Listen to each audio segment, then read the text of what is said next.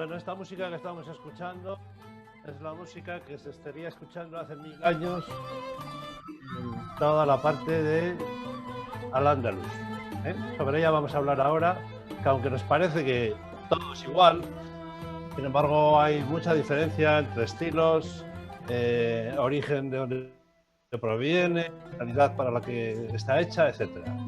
El tema de hoy, o la charlita de hoy, va sobre estas tres cosas: la música culta andaluza, la música sefardita y la música sufí.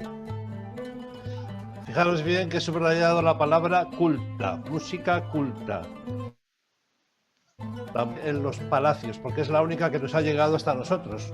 No sabemos muy bien el resto de músicas que había en esa época, pero sí que sabemos con bastante precisión, entre comillas, lo que se cantaba en las alcazabas y en los palacios árabes.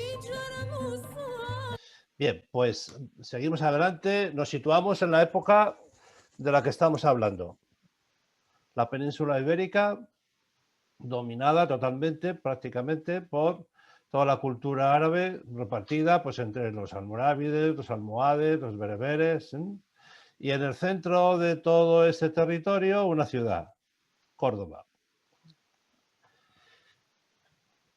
A Córdoba llega casi 100 años más tarde que Tarik y Muza pasan el estrecho, la dinastía Omeya, proveniente, como todos sabemos un poquito de historia de esta época, de Damasco.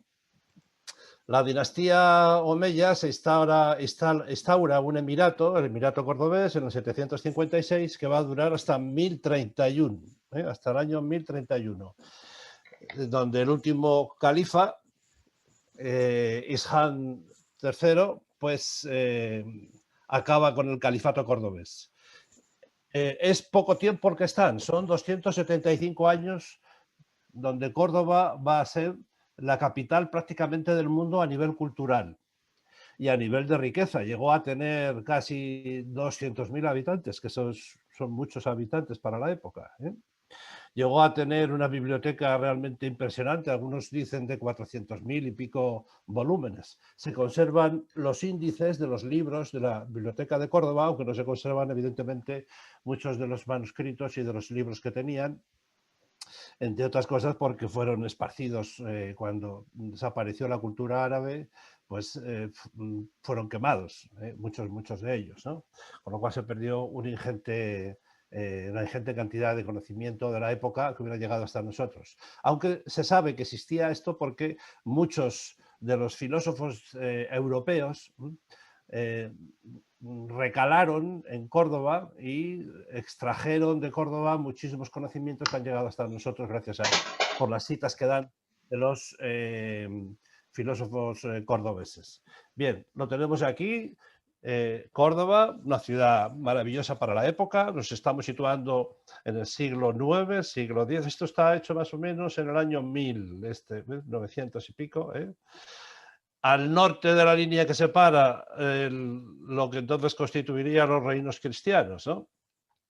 Estarían el Reino de León, Reino de Castilla, Reino de Navarra, Reino de Aragón, los condados catalanes, y más al norte, ya hablábamos el otro día, de todos la Provenza, Occitania, reinos pequeñitos, para lo que hoy nosotros entendemos con la geografía, enormemente divididos entre sí, y que culturalmente estaban muy empobrecidos toda esta zona por las invasiones bárbaras que prácticamente habían despoblado y habían destruido cualquier vestigio de lo que era la cultura, ¿no? Y que tardarán casi 200 años en recomponerse.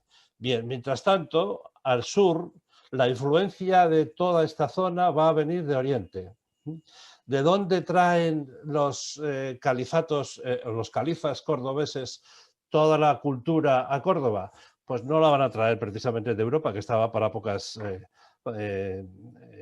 para muy poquita capacidad de conocimiento, ¿no? La van a traer de Oriente. ¿Y de dónde procede la cultura de Oriente? Pues fundamentalmente procede del Imperio Bizantino, que estaba ya en franca destrucción, Imperio Bizantino, prácticamente siglo VI, siglo VII, ya no pintaba nada, y a su vez procede de Persia, que hereda todos los conocimientos matemáticos, filosóficos y musicales, entre ellos, de los griegos, y a su vez los griegos que habían heredado todo ese conocimiento de los egipcios. Luego veis un poco la cadena. Egipto, Grecia, Roma, que desaparece, Bizancio, y los árabes vía persa, vía Siria, vía Damasco y vía Córdoba. Todo esto se junta aquí. Luego no es que florezca de repente, salga sin más, sino que recogen todas las tradiciones que estaban en el mundo oriental.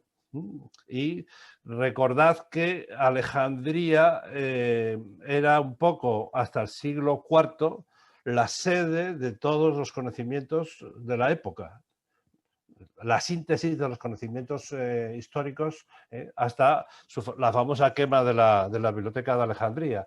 Esa quema de la Biblioteca de Alejandría que hizo perder tantos conocimientos sucede en el siglo IV, con lo cual, ¿dónde van a parar todos los filósofos que mantenían en viva la llama de la cultura? Pues van a parar a los países árabes, van a parar a Siria fundamentalmente, Damasco, y después todo eso se recogerá, se encontrará aquí. Córdoba recoge sobre todo el saber, y Granada posteriormente recogerá sobre todo el modus vivendi árabe, ¿no? La cultura artística por excelencia. Y alrededor de estas dos grandes ciudades, pues todos los determinados reinos, de los cuales hay que destacar uno de ellos, que es Zaragoza, que a veces se nos olvida. La aljafería de Zaragoza, vamos a ver cómo hay personajes árabes metidos ahí, sobre todo en el mundo musical y en el mundo filosófico, y tened en cuenta que son inseparables los aspectos filosóficos, matemáticos, musicales, poéticos, son absolutamente inseparables. Todo eso se forma un núcleo cultural. Nosotros nos fijamos a la hora de entender esta cultura en la parte musical, ¿no? Por la cuenta que nos trae, pero no se puede entender ninguna interpretación de esta música separando la letra de la música, de las matemáticas y de la filosofía del momento.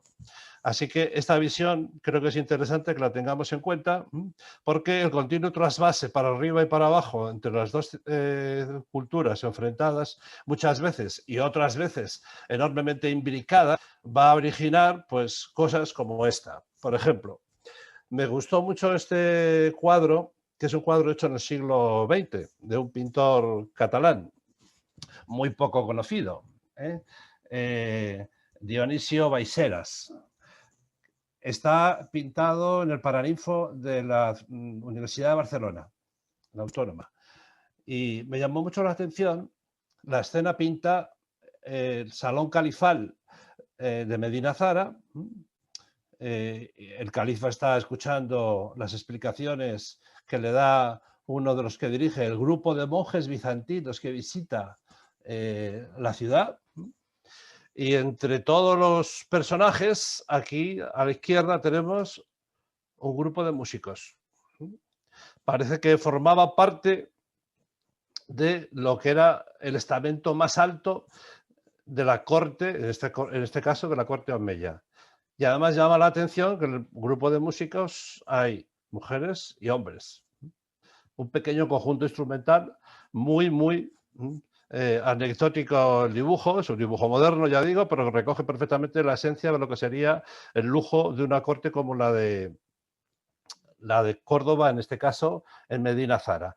Medina Zara es un poco posterior a la fundación de Córdoba. Medina Zara está construida en el 936 y el Emirato de Córdoba, recordad que estaba en el 756. Son pequeños años, 2 siglos de diferencia.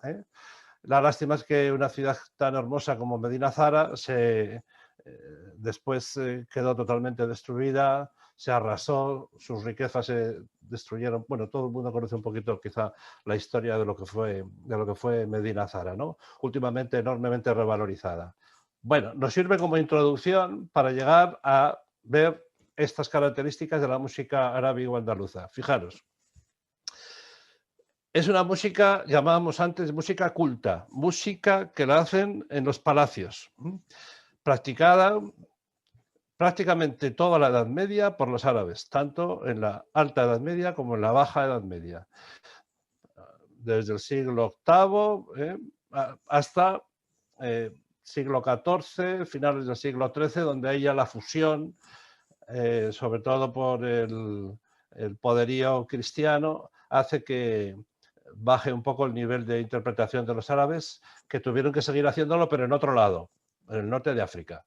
Por eso en el norte de África hoy día se hace prácticamente la misma música que se hacía en el Andalus durante el siglo IX, siglo X. Su fundación, o al menos los documentos que han llegado hasta nosotros, que son muy poquitos, están precisamente en el origen, en el Califato de Córdoba. Se originan ahí, en el Califato de Córdoba, en el siglo IX.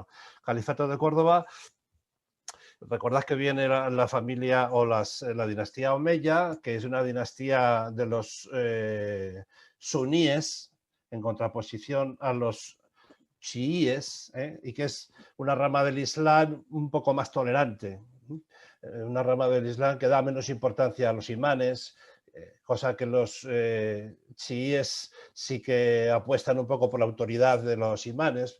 Por eso uno entiende por qué en Irán la figura del imán tiene mucha más fuerza, porque predomina precisamente la rama de los chiíes, mientras que en el resto de países árabes la figura del imán pues no deja de ser un poco el que dirige los cultos en la mezquita, y de ahí no tiene mucho más importancia, ¿no?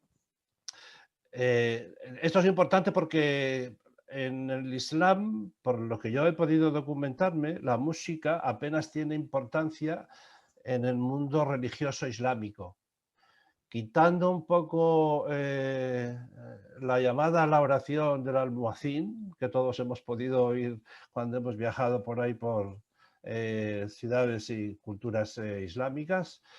Esta llamada a la oración, la adham, pues no se oye cantar mucho más. Y no digamos nada, instrumentos. No veréis prácticamente ningún instrumento en ninguna mezquita. Entonces, ¿dónde hacen los musulmanes la música? Pues la hacían fuera. Es una música fundamentalmente profana. Cuidado, porque lo de profana, bueno, pues dentro de la concepción esa un poco panteísta que tiene el mundo musical y poético musulmán, ¿no? Esa concepción panteística se va a desarrollar con mucha más fuerza en la rama sufí. Tanto es así que incluso la rama más radical de los suníes, que son los wahabistas, los que la religión o la rama que más predomina en Arabia Saudí, a los sufíes les tienen como apóstatas, porque no respetan y no creen las mismas normas del Islam que ellos han interpretado. Bueno, nos vale todo esto un poquito para situar esta música, que no es una música con mucha profundidad, aunque a nosotros nos suene un poco exótica. Una cosa a favor o en contra, depende de cómo se quiera mirar, es que está basada en la tradición oral. Apenas quedan fuentes escritas. De todo lo que se sabe cómo suena, pues se deduce mucho de cómo suena en la actualidad lo que se está interpretando. Y sobre todo se sabe por los escritos de autores que vamos a ver después. Importante esto por el primer método de canto conocido. Hablaremos de un personaje, Siriab, lo anticipo porque es el personaje, el number one de la cultura de canto y de instrumentación de Córdoba y de la música andalusí. Y escribe de lo poco que tiene escrito, unas normas sobre cómo hacer, cómo aprender a cantar esta música. Por ejemplo, va diciendo, primer paso, meterse con la métrica del texto, hacer bien la métrica del texto. Fundamentalmente cogían un instrumento de percusión, una darbuka, y con la darbuka iban tocando la métrica, iban sobre el instrumento de percusión haciendo el texto. Segundo paso, la interválica. Prácticamente lo que hacemos nosotros. Primero coger el ritmo del texto, después la interválica, la melodía y después los adornos, los melismas. Es el primer método de canto que se ha conservado en la historia. Importantísimo también, música instrumental y vocal. No existe separación entre la música vocal y la música instrumental. Siempre todos los textos basados en la poesía. Todos los textos son absolutamente poéticos. Y ahí no quiero meterme porque son ya un poco la parte más técnica, en las teorías y modos pitagóricos. Recordad que decía al principio que los griegos tienen ya establecida un sistema de modos en su famoso sistema teleion, organizando todos los sonidos que surgían desde las cuerdas, y esto lo hace Pitágoras. Eso en la cultura árabe se estudia, se desarrolla y no se hace solamente de un modo teórico, sino que se hace de un modo práctico.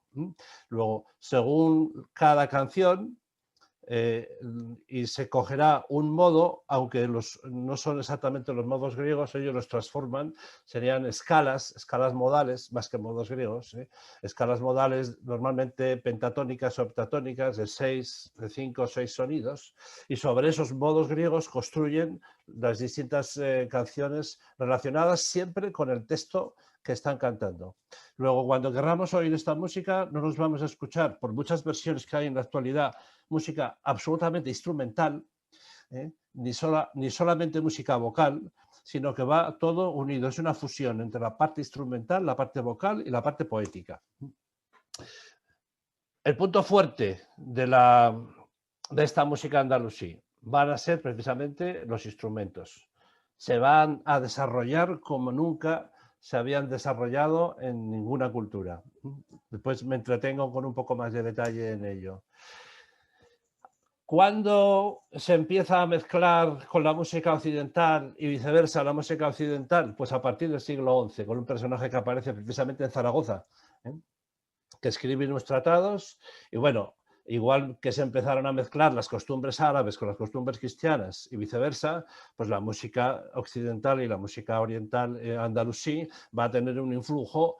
Ya vimos bastante de ello, o un poco por lo menos el otro día, en los trovadores, por lo menos en el modo de cantarlo, no en la lengua, pero sí en los modos de cantar. Lo vimos también con mucho más detalle en algunas cantigas de Alfonso X el Sabio, como cogen música absolutamente andalusí, y ellos a su vez también van a influenciarse mucho de la música occidental, porque irán reduciendo un poco la parte melismática, sobre todo los sefardíes. Los sefardíes, que son los judíos que salen de España, pues toda esa cultura que tenían judaica, cuando salen de España, la mezclan con la parte de música occidental, porque recordad que muchos de ellos van al norte de Europa, a otros países europeos, otros van también al norte de África, y esa mezcla hace que las canciones sefardíes, sobre todo un poco las más tardías, sean bastante menos melismáticas que las andalusíes.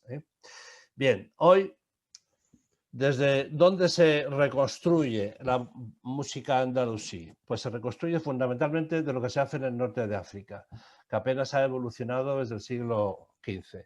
Si vais a Tánger, por ejemplo, y tenéis la curiosidad de pasar a los sitios donde hacen ese tipo de música, prácticamente los musicólogos están de acuerdo en que la evolución desde el siglo XIV, siglo XIII, siglo XIV de la música andalusí hasta nuestros días es mínima. Conservan los mismos instrumentos, el mismo estilo monódico, el mismo estilo melismático, hasta los mismos textos, porque no ha habido una influencia occidental en esta música. No se sabe muy bien si es por suerte o por desgracia, pero ahí tenemos una riqueza que se conserva desde hace 500 años todavía viva, que nosotros hemos perdido y que ellos la conservan. Ciertamente que en los festivales de música folclórica árabe, actualmente pues ya meten instrumentos como el acordeón, instrumentos electrónicos, etcétera, ¿no? Pero en los numerosos grupos que podéis encontrar en internet que practican ese tipo de música, todavía están vivitos y coleando en la base sociológica de la mayoría de los países del norte de África. Marruecos, por ejemplo, y Túnez. Se me ocurren esos dos, pero en Egipto, por ejemplo, también es fácil encontrar este tipo de música viva. Vale, ¿cómo vamos a escuchar esta música? Pues fijaros, normalmente los grupos que interpretan esta música se pueden dividir en tres variantes. La primera variante, un grupo instrumental relativamente numeroso. En la corte califal había suficientes medios para tener bajo su poder, bajo su salario, porque eran músicos que cobraban su sueldo, a instrumentistas, de los cuales normalmente el personaje central equivaldría un poco, recordad, al trovador de la época que hablábamos el otro día, sería el que dirigía un poco el grupo y al mismo tiempo el que cantaba. Un grupo instrumental, mucho más de 6 o 7 personas es difícil ya creerse que existieran, porque no había muchos especialistas en esta música y los que había se los rifaban y muchos de ellos venían precisamente de Damasco. El grupo instrumental grande, el macro. Un grupo instrumental formado por pocos músicos, ahí tenéis 2 rabelistas tocando el rabel, una percusionista y casi siempre danzarinas dentro de la música. Con lo cual, la unión que os decía antes, el baile, los instrumentos y los cantantes, normalmente solían ser algunos de los músicos, el que había compuesto generalmente la música, solía ser lo más habitual. Y menos habitual, aunque sabemos que existía, porque se conservan escritos, eran las esclavas musicales. Es decir, niñas que desde pequeñitas se dedicaban a tocar instrumentos, a cantar y a danzar, y que constituían un gran lujo en las cortes, en los palacios árabes, en las alcazabas, en los sitios de fiesta, en las recepciones, y que se dedicaban exclusivamente a la música. De ahí que muchas de las canciones de esta música están cantadas por voces femeninas. Estos eran los 3 tipos de interpretación. El gran grupo instrumental, por ejemplo, los sufíes casi siempre optan por un grupo instrumental vocal muy grande. El grupo mediano, siempre con las danzantes, con lo que más tarde llamarán los flamencos las bailaoras, ya hablaremos de ello, y las esclavas musicales, que eran las que hacían la música más selecta. Y, cómo no, el personaje central de la música, que solía ser un laudista, porque el laúd era el instrumento más valorado que existía en ese momento, y que también tenía la ocasión de mostrar sus composiciones y sus canciones, pues normalmente a los nobles del palacio. Bien, pues con esto vamos con nombres propios, que no tenemos muchos nombres propios porque desgraciadamente, como os comentaba al principio, apenas hay vestigios escritos y claro, evidentemente ni partituras. Aquí se echa de menos la influencia de los monasterios que sí que nos dejaron recogido muchísimas de las canciones, algunas veces cambiadas, ya lo comentábamos, ¿no? Pero bueno, quedaron escritas por los monjes, pero aquí no.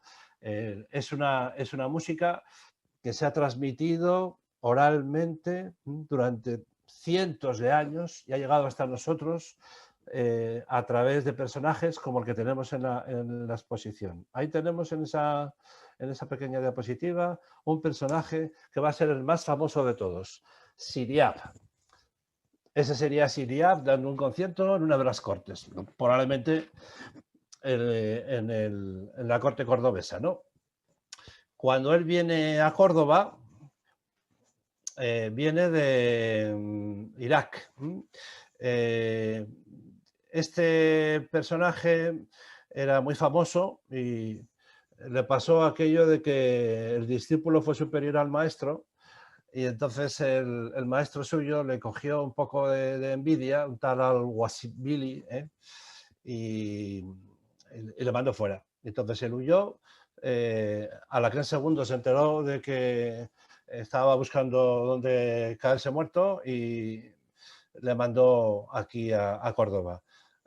Cuando él llega a Córdoba, Alacrán II había muerto y el sucesor suyo, Abderramán II, le acoge y le llena de honores y le da todo tipo de medios para realizar su labor, que fue una labor verdaderamente impresionante desde el punto de vista musical.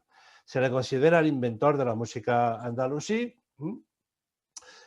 de las dos partes, la parte vocal, la parte instrumental, hace una síntesis entre la voz, el instrumento y la danza.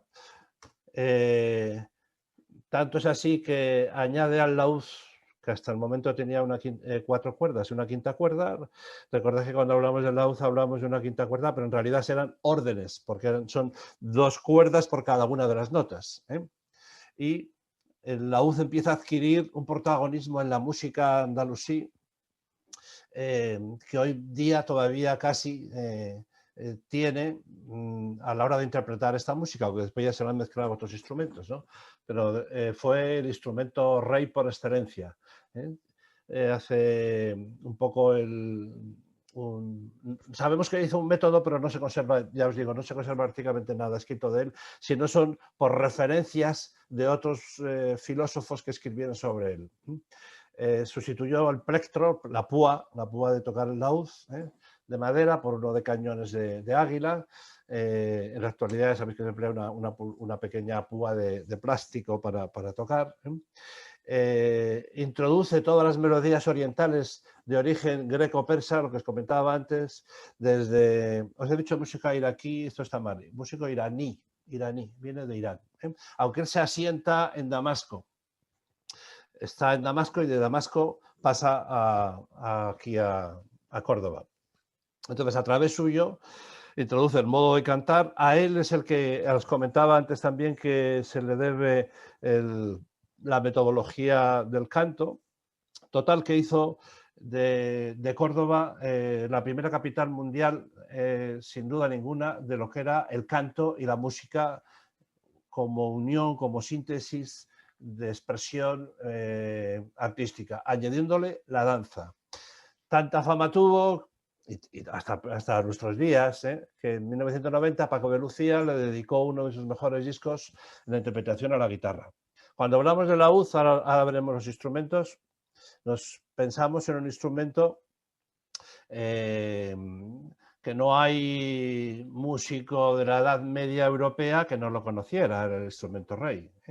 Entonces, de ahí viene precisamente de Siriap, de su magisterio, viene la extensión y la divulgación de este instrumento. En Córdoba, cualquiera que sea de Córdoba...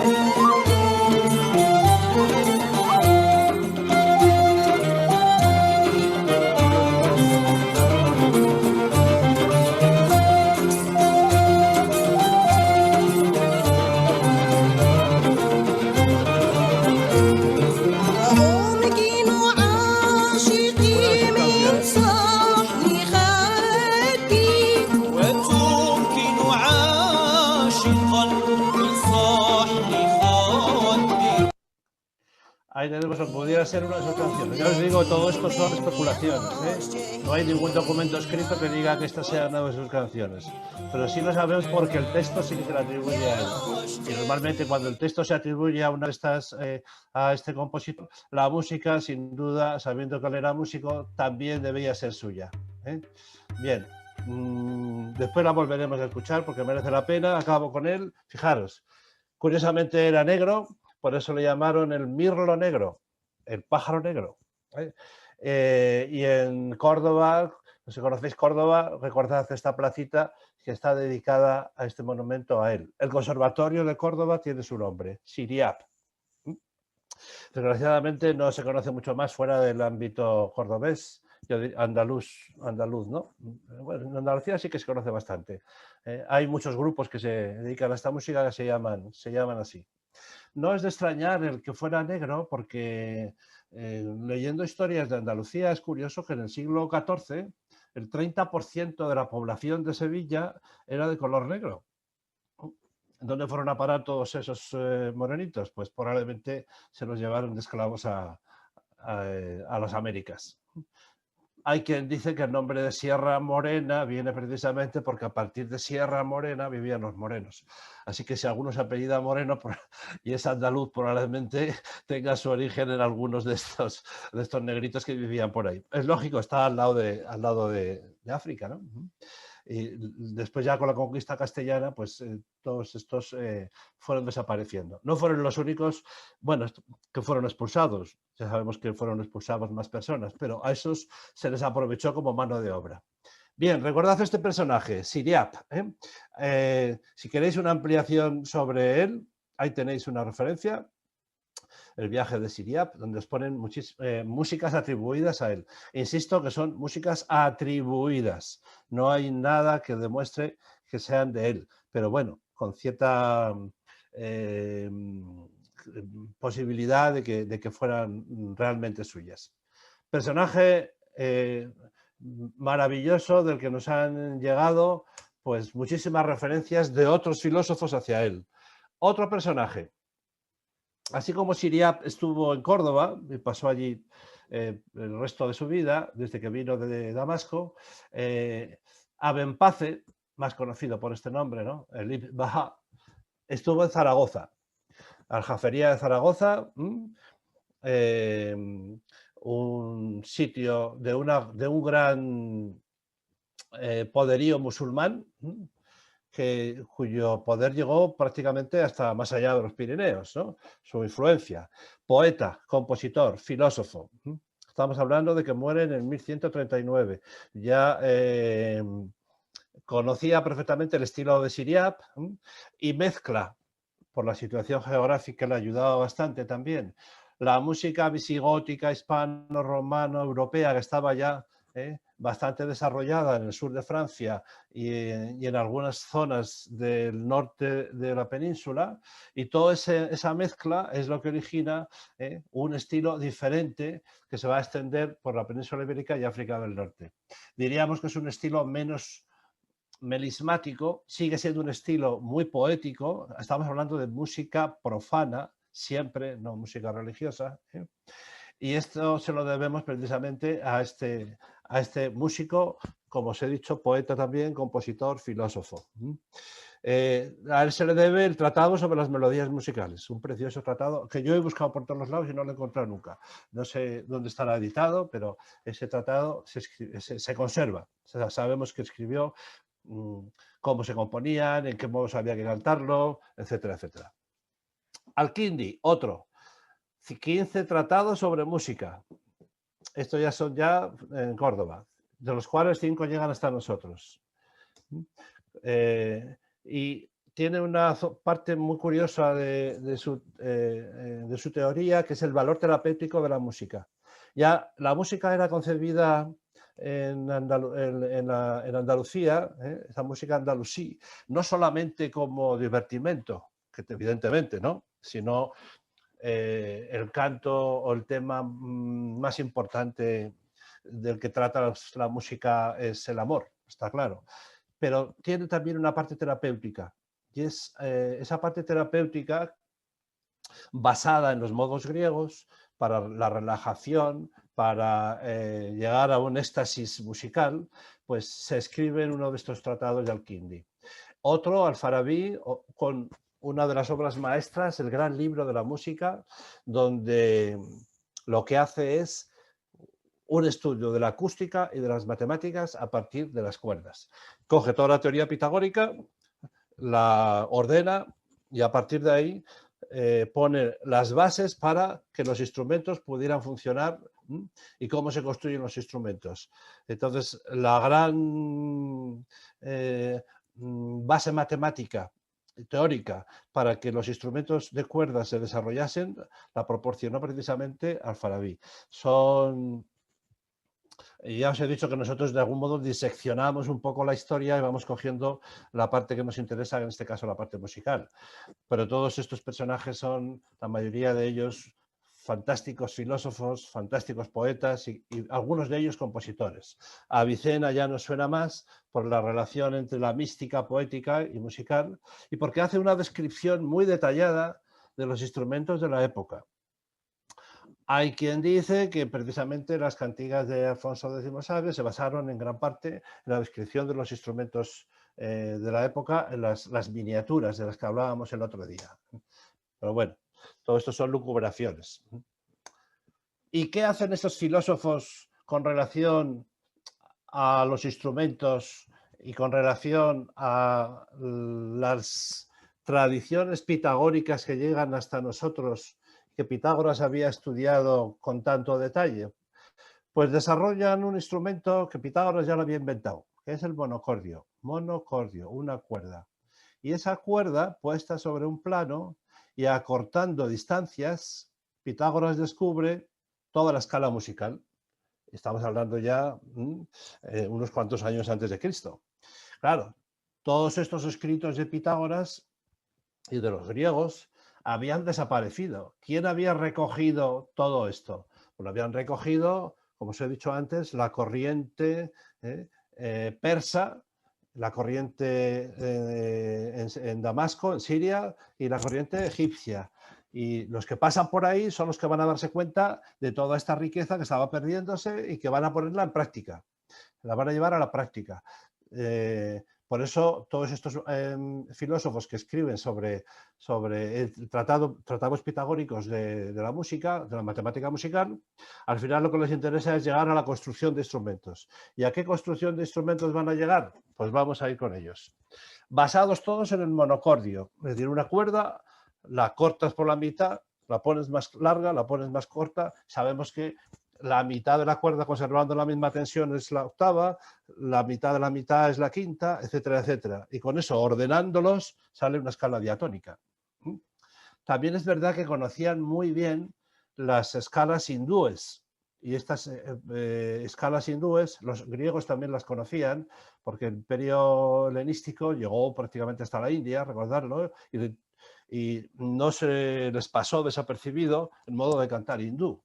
Y estas escalas hindúes pues intrigaron siempre mucho a los teóricos sobre cómo se podrían llevar a los instrumentos. En la India hay un instrumento que es el sitar, y ese instrumento, el sitar, es capaz de dar hasta cuartos de tono que están ahí y que se interpretan con la voz de un modo muy sencillito. Nosotros cuando nos bajamos un poco desafinamos, normalmente es que estamos haciendo un cuarto de tono, pero claro, hacerlo en un instrumento ya es otra cosa. Y el sitar es un instrumento antiquísimo de la India, que se conserva y se toca todavía hoy día, donde origina esta posibilidad de afinar con cuartos de tono. Bueno, pues aquí tenemos instrumentos.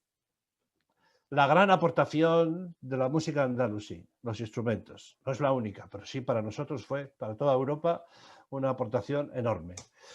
El laúd, ahí tenemos el laúd. Tenéis el laúd, dos dibujitos del laúd sacados de las cantigas. La base del sistema tonal árabe. Los árabes adaptaron el sistema tonal o modal griego, prácticamente lo adaptaron a las posibilidades del laúd, de tal modo que si el laúd estaba muy bien construido y tenía suficiente capacidad de aguantar tensiones en las cuerdas, la afinación se elevaba, y si no, pues se bajaba. Depende un poco de quién lo hubiera construido, ¿no? Tened en cuenta, si fijáis en esta preciosa miniatura, que se ven perfectamente hasta las cuerdas que tenían. Mirad, este tiene 1, 2, 3, 4, 5, 6, 7, 8 cuerdas, ¿no? 8 cuerdas que son 2 por cada nota, que serían 4 notas distintas al aire.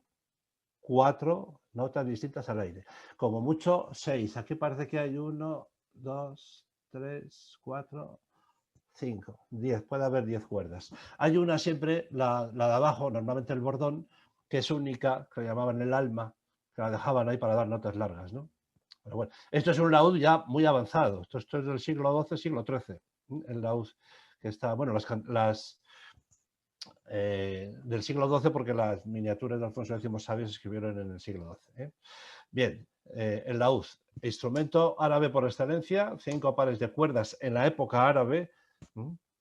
Después causó tanta impresión este instrumento en Europa que sabemos que en el Renacimiento empezaron a añadirle cuerdas y más cuerdas y más cuerdas, originando la tiorba, por ejemplo, que dado lo difícil que era técnicamente mantener la afinación de las cuerdas, después se vino abajo y desapareció. Pero veremos laúdes de 5, de 6, de 7. De la época de Siriap, el normal era 5 pares de cuerdas. Sin trastes, es decir, sin divisiones en el mástil, ¿eh? Es decir, se tocaba todo con una referencia auditiva de afinación como se toca el violín. Entonces en la guitarra ponemos una posición, hay unos trastes que nos dividen, desde el primer dedo el primer traste, segundo dedo el segundo traste. Bueno, pues en el laúd árabe no tiene trastes, y si ya más adelante se hizo, fue para facilitar, cuando se fue extendiendo su uso, para facilitar su aprendizaje. Tañido con plectro, con púas, se extendió por toda Europa, y si queréis ver un magnífico documental de cómo se construye y cómo suena, ahí tenéis este que os recomiendo. Cuando terminemos la charlita, todas estas charlitas se quedan en la página web del coro y vais a ella, y merece la pena dedicar un ratito a ver estos documentales ampliando. Si algún instrumento merece la pena de todos los instrumentos andalusíes es precisamente el laúd, ¿no? Derivado de la palabra ud o uz. Ahí veis cómo suena.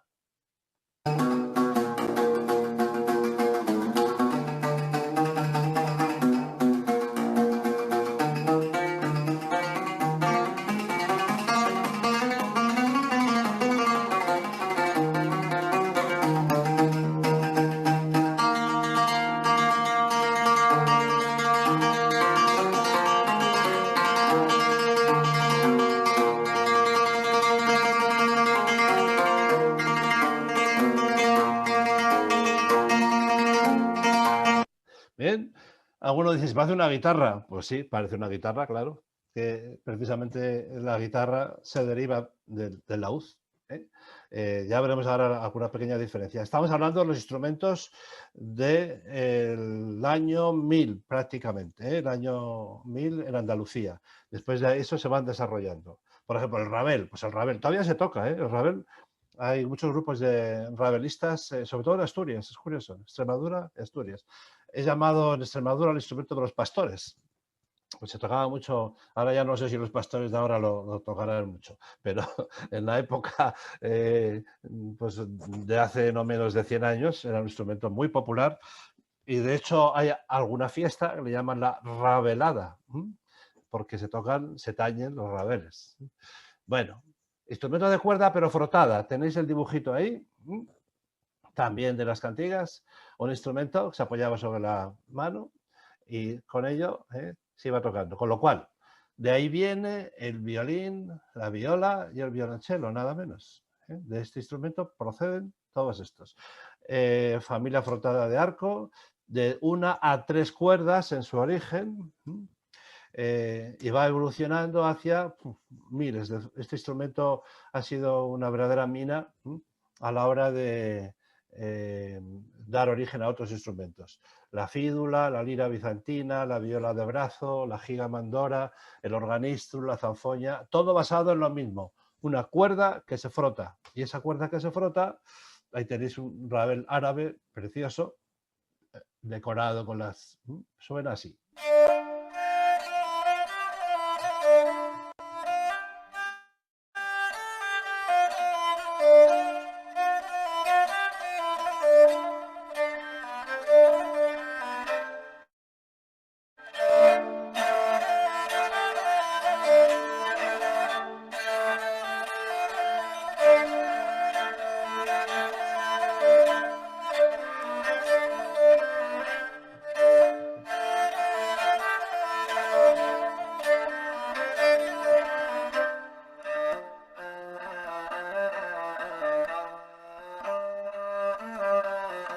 Bien, eso que estáis oyendo es una cantiga. Cantiga es una cantiga de Alfonso X el Sabio, recogida con un rabel. Podría ser perfectamente cualquier canción que se cantaba en la música andalusí llevada al instrumento. Si continúa, evidentemente las cantigas siempre van con letra, lo mismo que las canciones andalusíes. Otra cosa son las interpretaciones que hacen de ello. La guitarra para nosotros, el quitar, la guitarra, ¿no? Hay quien dice que viene más por la inspiración del sitar hindú, pero lo que sí que es cierto es que tiene una influencia enorme en el laúd también. 3 o 4 pares de cuerdas, se tocaba con plectro o con los dedos. Hablamos de esta época. Ahí aparecen otros nombres, la guitarra sarracénica, la tambura. En el siglo XIV, el arcipreste de Ita tiene ya una distinción entre la guitarra morisca y la guitarra latina. De las dos, parece que la guitarra morisca es esta de aquí, esta de la guitarra latina, pero son interpretaciones. También es verdad que le dan 20 nombres distintos. Cedra, por ejemplo. Lo que sí que es cierto es que no son pares de cuerdas, es una cuerda, aunque aquí he puesto yo 3 o 4 pares de cuerdas. La guitarra al final fue como empezó, después se simplificó y se quedó con una cuerda y se dejó de tocar con las púas, se tocaba con los dedos. Y de ahí originó la guitarra en el siglo XVI, XVII, XVIII en España, que evolucionó hacia la guitarra actual. El origen, bueno, pues es resumir mucho un poco todas las teorías que hay sobre ello, que si el sitar, que si el laúd. Lo cierto es que la guitarra actual proviene de estos instrumentos y que para diferenciarse del laúd, que era un instrumento bastante más virtuoso, más difícil de tocar, la guitarra se popularizó y se hizo mucho más sencilla. Una caja acústica más grande, una sola cuerda por cada una de las notas al aire, y más adelante, aquí veis ya que tiene trastes ahí. Están divididos, el mástil está dividido en trastes. Y eso facilitaba mucho la posición de los músicos. Bien, no os pongo fragmentos de música de la guitarra porque todo el mundo tenemos presente cómo suena una guitarra. En esta época sonarían un poquito más, eran más pequeñas, un poquito menos sonoras. Imágenes de laúd, pues ahí tenéis, fijaros las maravillas del laúd árabe, qué preciosidades hacían, la caja acústica, las taraceas que hacían en las cajas, los distintos modos de hacer el laúd. Todo nos recuerda, si vemos por aquí, una mandolina. La mandolina se deriva, mandolina italiana, del laúd árabe. Y sigue habiendo muchos artesanos, muchos luthiers que trabajan estos instrumentos antiguos y que hacen verdaderas joyas, aunque a mí me ha costado mucho trabajo encontrar algunas imágenes originales de la época, quitándolas de las cantigas. Quedan muy pocos testigos de dibujos con detalles de cómo tocaban los árabes el laúd y cómo estaban hechos esos laúdes. Otro instrumento que también dicen que es el instrumento más antiguo del mundo. Bueno, salvando las flautas de los huesos de Altamira.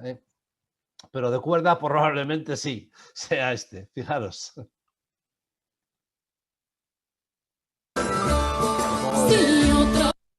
Ahí está, el salterio. ¿Cómo suena?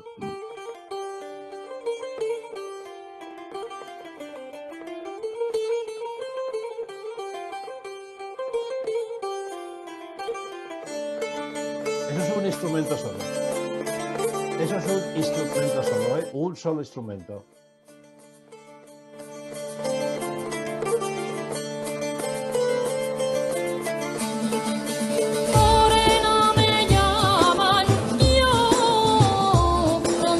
Bien, no me digas fácil.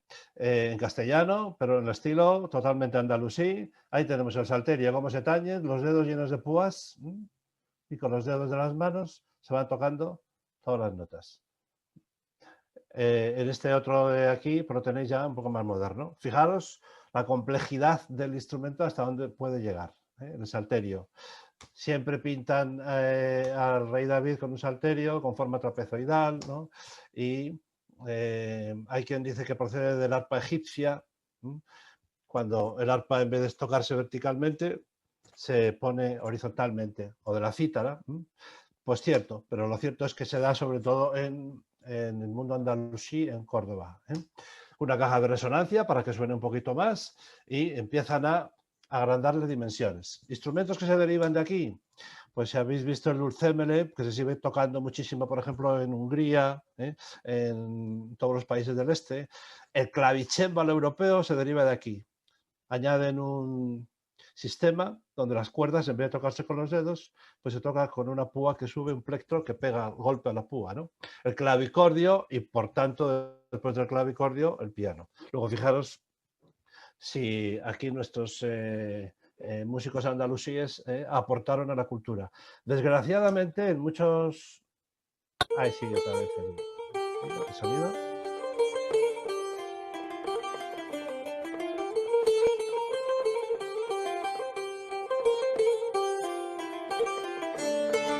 Digo, desgraciadamente, muchos tratados de organología siguen ignorando la aportación de árabe y Andalucía y andalusí a todo este engranaje de instrumentos, ¿no?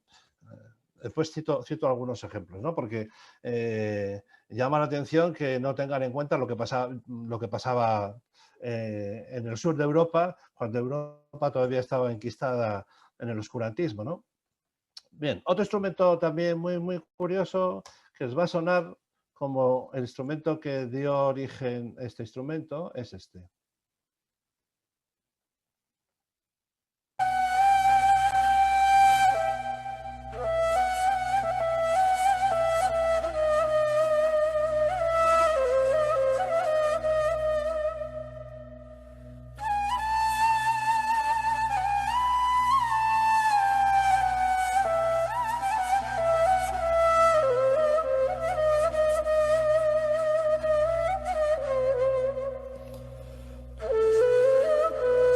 Fijaros qué sonido.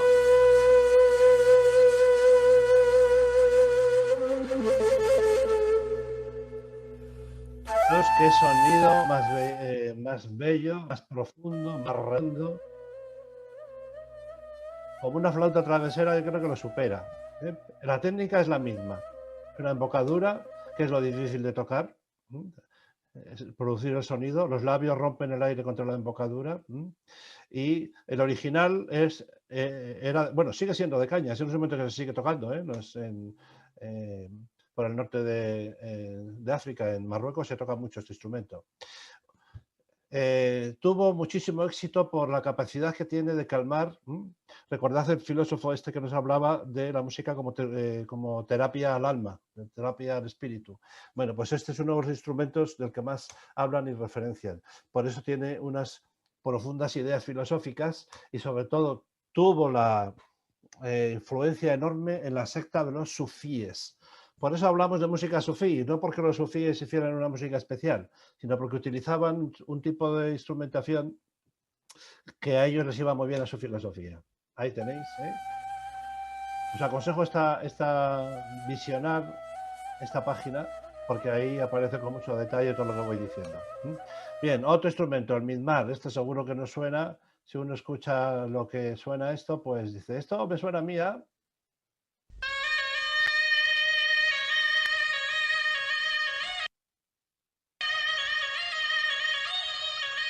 ¿Habéis visto cualquier... Si habéis visto cualquier fiesta castellana, dice, esto es una dulzaina. Pues evidente, una dulzaina. Es lo mismo, Viento, lengüeta siempre doble, similar al oboe. En Egipto tuvo muchísimo recorrido, mucho uso, y se sigue tocando. Y la zurna es en Turquía y en España la dulzaina, vamos. Y de ahí se derivó el oboe. El oboe, y todos los instrumentos de lengüeta simple o doble. Bien, instrumentos de percusión, no necesitan presentación, ¿no? Según vamos oyendo ahí la música, se nos van a ir ocurriendo estos instrumentos de percusión. Ahí lo tenéis, darbuca o tabla, pandereta. Por ahí se oye un poquito los... Ahí.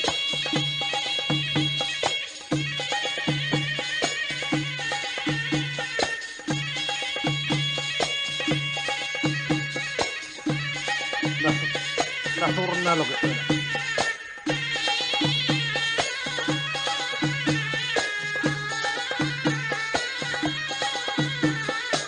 una zurna es lo que suena después. Es muy importante, estos instrumentos de percusión nunca iban solos. Los árabes no utilizaban nunca los instrumentos de percusión en solitario. Por eso se llaman tabla. La tabla es la base sobre lo que se construye todo lo demás. Instrumentos que ahora están absolutamente en boga, ¿no? La darbuka se emplea muchísimo en grupos, de ahí derivan, bueno, pues otros muchos instrumentos, se han inspirado. Todo esto es invento de la zona andalusí española. Bien, y alguno dice, bueno, ¿y qué tiene que ver la música andalusí con el flamenco? Bueno, pues algo influenció, evidentemente, ¿no? Daría también para otra charla entera, pero nada más, después el documento, los documentos que os referencio ahí, os pueden ampliar estas ideas. Fijaros, siempre ha habido una gran polémica sobre dónde deriva la palabra flamenco. Todavía siguen defendiendo que si flamenco viene de Flandes, que si porque tenían la cara muy flameada, los rubios. Parece que eso se va abandonando y que viene de una palabra árabe, flamengus, que es el campesino errante. No solamente Blas Infante, hay varios autores, pero él fue el que más defendió esta idea, porque el flamenco aparece en el siglo XIV, siglo XV, no existió antes. Pero claro, toda la población que vivía en la zona árabe escucha durante casi 600 años un tipo de música que va asimilando, ¿no? Y cuando esa población es expulsada, los moriscos, pues muchos de ellos sabemos que no se largan de España, se quedan en la península. ¿Y con quién se van a mezclar si eran minorías perseguidas y prohibidas? Pues con otra minoría perseguida y prohibida que viene justo en el siglo XIV a la península, que son los gitanos, llamados también, fijaros, egipcios. A los gitanos en esa época se les llama, bueno, todavía he visto en algunos tratados que les llaman egipcios. Y claro, los gitanos traían un modo de hacer música fundamentalmente hindú, porque los gitanos provienen de la parte de la India. Se mezclan con la música que hacen los árabes en España y con los que sabían cómo se hacía esa música, porque la habían mamado, y me ponen un estilo de música que va a ir durante 4 siglos evolucionando hasta originar lo que hoy entendemos por flamenco. Esto es un poco en resumen toda la idea del flamenco. Un canto melismático, siempre cogen la guitarra como base. Al principio se llamó cante hondo, cante profundo. Claro, ¿de qué va a tratar un cante de unas minorías perseguidas y hasta martirizadas? Pues de lo más profundo que habla una persona humana, del dolor. Entonces, todos los cantos flamencos empiezan siempre por expresiones relacionadas con cante hondo, con dolor, el hay, el ay. Con relaciones a la divinidad, por ejemplo, es muy curioso el L, que empiezan o ay, L, ole, pues parece que viene de la palabra, una corrupción de la palabra Allah. Allah, L, cuando empiezan las canciones flamencas, ¿no? Después ole, ole, ole, ole. Es como decir, Dios mío, ¿no? Estamos hablando estamos llegando al cielo. Bueno, todas estas teorías están ahí presentes. Hay una gran influencia en el vocabulario, ya os he dicho la palabra ole, pero cualquier palabra que cojáis del flamenco, es ella, por ejemplo, farruca, ¿no? Farruca, ¿no? Un tipo de canción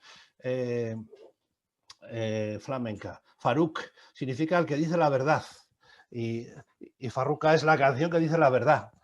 El que se atrevía a decir la verdad se lo consideraba un farruco, un tío valiente, ¿no? Que decía siempre la verdad. Bien, como estas palabras, pues faralá es el traje de las fiestas, de palabras árabes.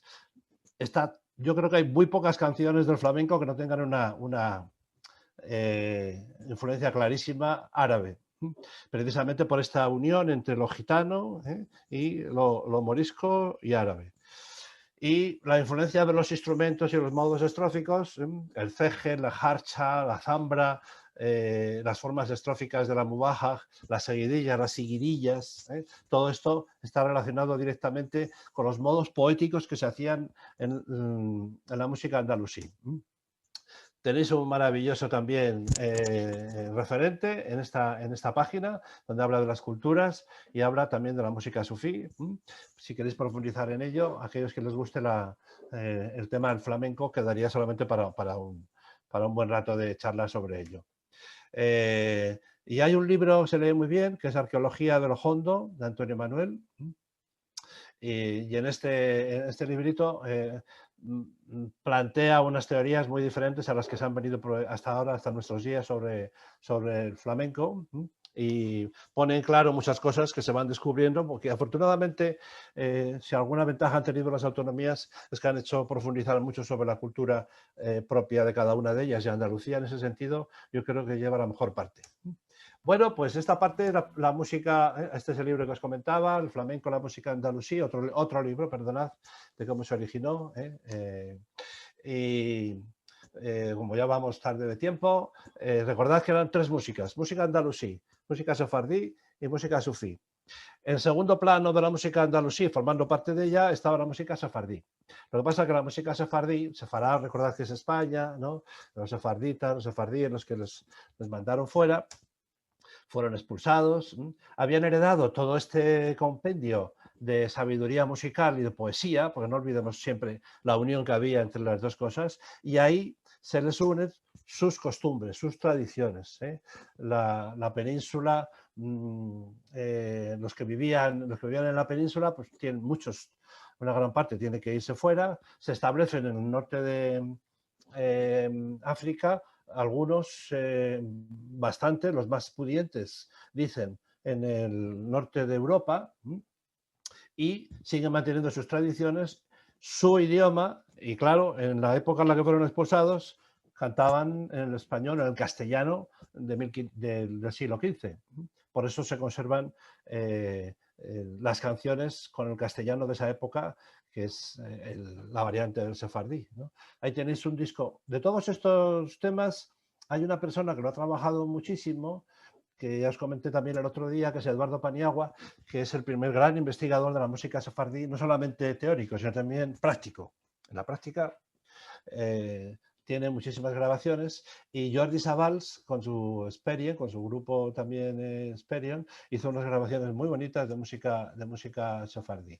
Oímos alguna ya ha salido antes.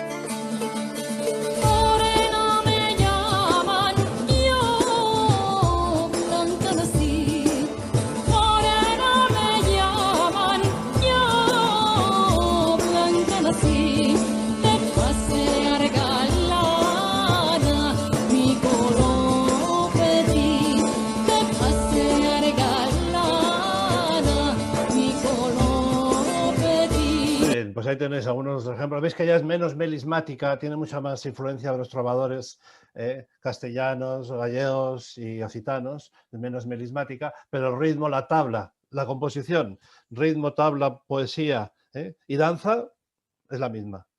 Va todo eso unido. Los romances, la copla y la lírica son los tres géneros poéticos que más cultiva. Sobre todo los romances.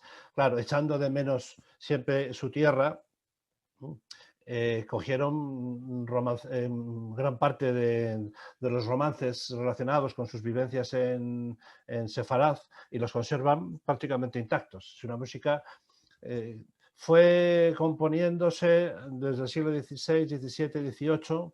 Se calcula más o menos que hasta el siglo XIX se fueron añadiendo canciones. O sea, que la influencia de la música sefardita para saber cuáles son las que son originales de los siglos XV, XVI, es difícil. Se sabe un poco por el estilo, por los modos de composición, pero porque está todo un poco mezclado.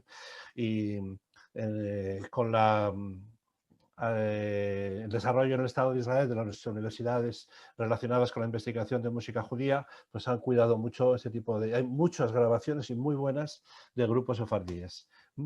Se canta casi siempre en castellano, la parte árabe es totalmente instrumental y las costumbres judías pues están ahí presentes. Os había buscado también esta pequeña grabación. Un romance castellano total. Ravel.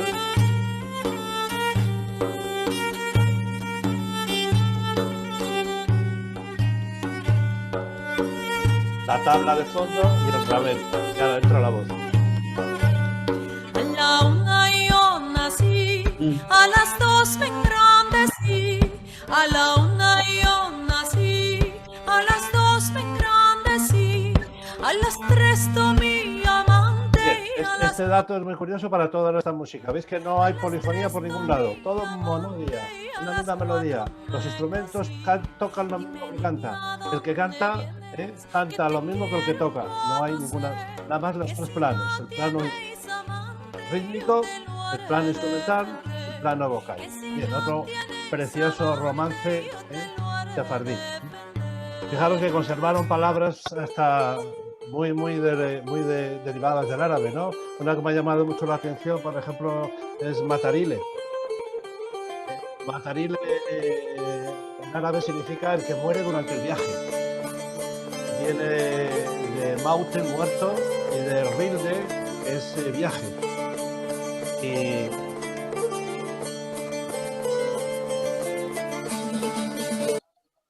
digo, la palabra matarile. Los sefardíes la llevan en muchas de sus canciones. Fijaros las canciones castellanas que hay con el matarile, lile, ¿no? ¿Dónde están las llaves? Matarile, lile. ¿Y dónde están las llaves? ¿Y quiénes eran las llaves? Pues fijaros, muchos de los sefardíes se llevaron su llave de su casa, ¿no? Cuando les echaron. Y de los árabes que les echaron. ¿Y dónde están las llaves? Matarile, cuando voy viajando en el fondo del mar, porque se habían expulsado. ¿Hasta qué punto llega todo este significado en el lenguaje que nosotros hemos hecho folclórico, porque tiene una profundidad de conocimiento muy rico, ¿no? Bien, cuando uno profundiza en todas estas cosas, pues empieza a gustarte un tipo de música que a lo mejor nunca has parado, que merece la pena escuchar y dedicarla un poco de tiempo a ella. Y termino con la música sufí. Ahí tenemos un salterio. Empieza con un salterio.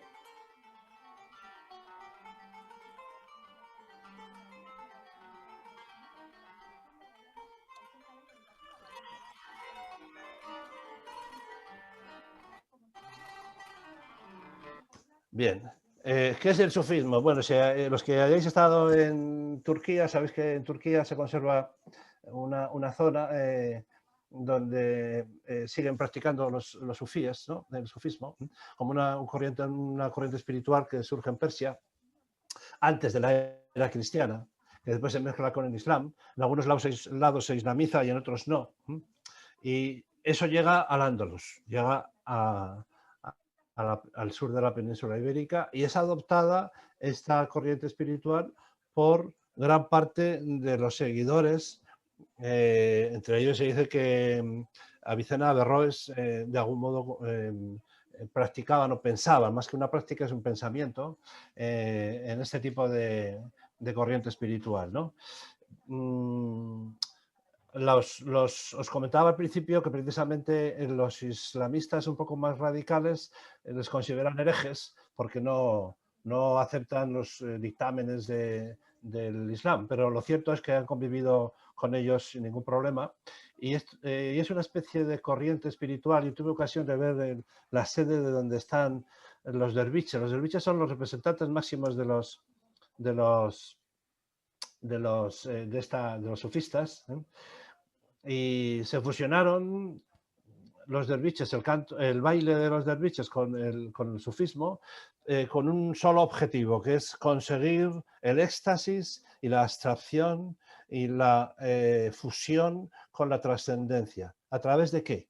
Pues a través de la filosofía, del sonido, del canto y de la danza. Fijaros, del sonido, del canto y de la danza. Ahí está todo. Sonido, instrumentos. El naif, recordad que lo hemos visto antes, uno de los instrumentos que más practican los sufíes. El canto es un canto recuerda mucho al canto gregoriano, solo que mucho más melismático, y es mucho más antes este canto que el gregoriano. Estamos hablando de antes de la era cristiana. Y la danza, las tres cosas se unen, y la sensación de estar flotando en un éxtasis espiritual, pues es la meta a conseguir con la práctica del sufismo. La conexión con el cosmos. Ya os dije, a mí lo que me dio un poco tristeza es que esto lo han comercializado un poco. Los turistas vamos allí, los ves cómo bailan. Incluso he visto que hacen espectáculos en Alemania, también en teatros y tal.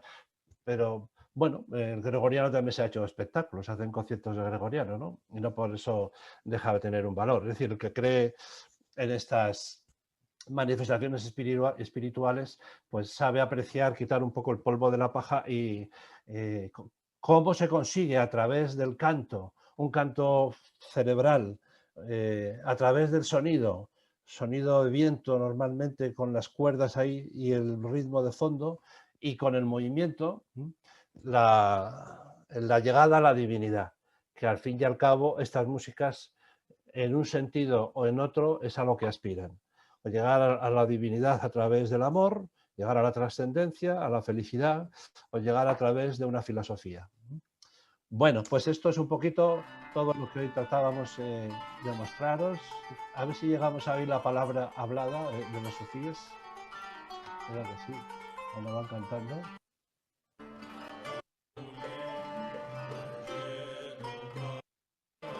Ahí está.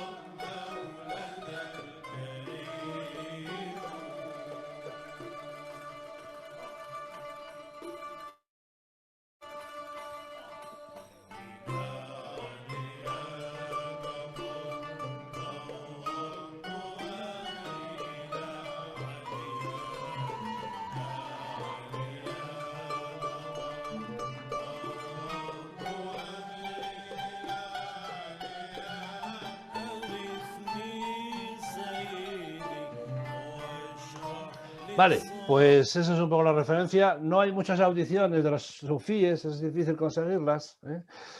Y las que hay son porque se han hecho en alguna exhibición de estas que os digo yo, en alguna plaza alemana, sobre todo que han llevado por allí, pero los que hemos vivido la experiencia en directo es realmente impactante. Recuerdo que cuando estuvimos por allí fuimos un poco casi de extranjeros diciendo que no querían que supieran que habíamos llegado porque estaban con líos con el gobierno, que no los veían bien. Bueno, pues se ve que no andaban demasiado integrados en la filosofía del poder de la época, ¿no? Eso estoy hablando de hace 10 años o así. Bien, las tres músicas que la península ibérica y sobre todo los reinos árabes nos dejaron, la música andalusí, todas las teorías suyas relacionadas con los instrumentos que no pudieron ser más prácticas, las corrientes filosóficas, no os digo ya lo que influyeron, ¿no? Hasta Tomás de Aquino, toda la práctica del escolasticismo estuvo impregnada de los filósofos cordobeses, y para qué contar la parte médica cuando uno visita Córdoba, ¿no? Todo lo que curaban allí. La riqueza enorme que esto fue, la capital del mundo que fue Córdoba durante casi 300 años, ¿no? La música sefardí, que gracias a ellas también se extendió por gran parte de todo el Oriente Medio y norte de Europa, el modo de hacer música en el Andalus, y la música sufí, que queda un poquito ahí como pequeño residuo para místicos y buscadores de novedades con relación a la trascendencia. El próximo día recordad que vamos a hablar sobre el nacimiento de la polifonía, que ya nos toca más de cerca a nosotros, y de la música que nosotros hacemos en el coro, pues la verdad que música andalusí poca, aunque hay alguna que sí que hemos tocado, por ejemplo el fandango de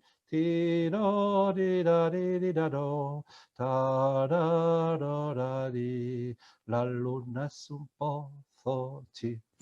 Por tener una referencia de la escala española que surge precisamente de los andalusíes, el séptimo, el sexto y el quinto grado de la escala. es la única que he visto yo en nuestro repertorio que hemos llevado a la práctica. En las zarzuelas muchas seguidillas sí que hay, pero son todas ya seguidillas del siglo XVIII, siglo XIX, inspiradas, las seguidillas de origen flamenco, y esas seguidillas a su vez procedieron de la siguirilla, las siguirillas árabes. Daría mucho que hablar todas las formas musicales que debemos precisamente a esta música.